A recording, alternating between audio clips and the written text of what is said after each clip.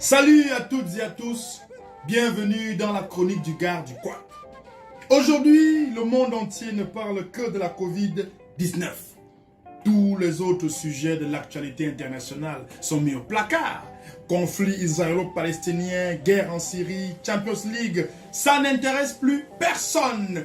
Place à la superstar Covid-19.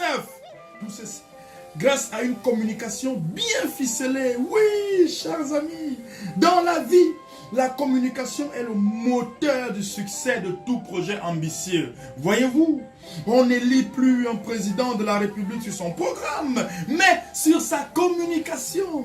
On n'achète plus un produit parce qu'il est bon, mais parce que son design est tendance.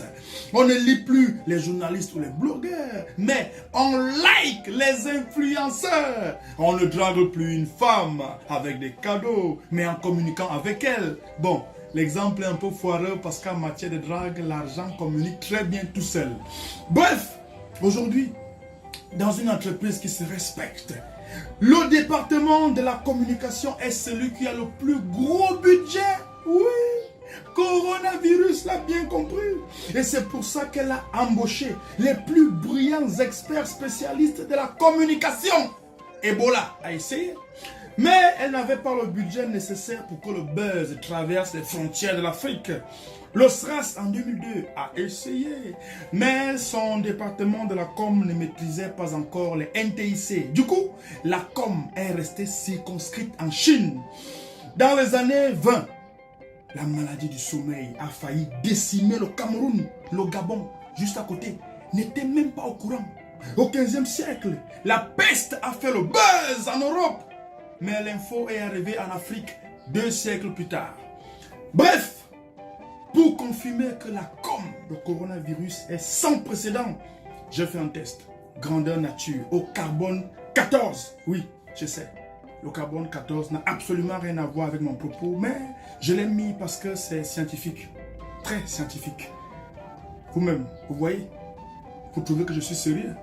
J'ai l'air d'un gars de l'Institut national de la statistique qui vous donne les chiffres à la télé. Tout à fait. Bref, le test est très simple. Débarque dans un village bantou perdu au cœur de la forêt, sans eau, sans électricité, avec un taxi brousse qui passe une fois tous les 6 mois.